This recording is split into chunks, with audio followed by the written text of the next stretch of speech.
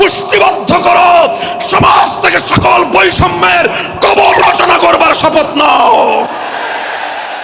মুহতারাম হাজিরিন, কথাটা খুব জায়গা লক্ষণীয়, শোনার বিষয়।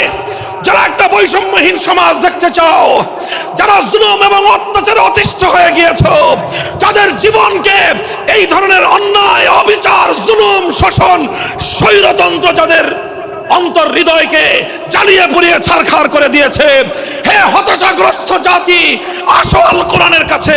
আমরা তোমাদেরকে মুক্তির বার্তা শোনাই, আমরা তোমাদেরকে সান্ত্বনার বাণী শোনাবো।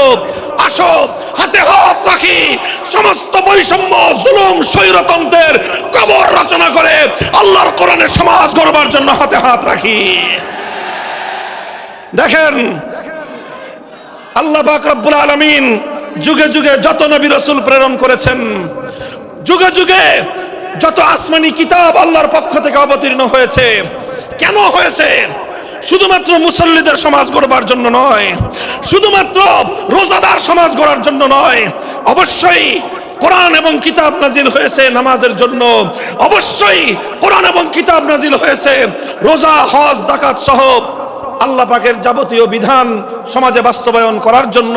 তবে একমাত্র এটাই উদ্দেশ্য নয়, বরং সমস্ত কিতাব, সমস্ত নবী রাসূল দুনিয়াতে আগমন করার অন্যতম একটা মৌলিক লক্ষ্য। কোরআনে পাকের সূরাতুল হাদীদ থেকে তেলাওয়াত করেন, অর্থ বুঝেন, মর্ম বুঝার চেষ্টা করেন। লাকাদ আরসালনা রুসুলানা বিল বায়িনাতি ওয়াল হুদা ওয়া আনজালনা মাআহুমুল কিতাবা ওয়াল মিজান লিয়াকুমান নাসু বিল কিসত। আল্লাহ কোরআন বলছে যে আমি নবী রাসূল পাঠিয়েছি, আসমান থেকে যুগে যুগে কিতাব নাজিল করেছি। এই সব কিছুর অন্যতম একটা উদ্দেশ্য হলো লিয়াকুমান নাসু বিল কিসতি। কোরআন নাজিলের উদ্দেশ্য, নবী প্রেরণের উদ্দেশ্য, শরীয়ত প্রেরণের উদ্দেশ্য, ধর্ম প্রেরণের উদ্দেশ্য হলো, অন্যতম উদ্দেশ্য হলো লিয়াকুমান নাসু বিল কিসতি। মানব সমাজ থেকে অন্যায়, অবিচার, জুলুম, শোষণ দূরীভূত করে ন্যায় এবং ইনসাফ কায়েম করা, এটাই হলো ইসলামের অন্যতম মৌলিক লক্ষ্য।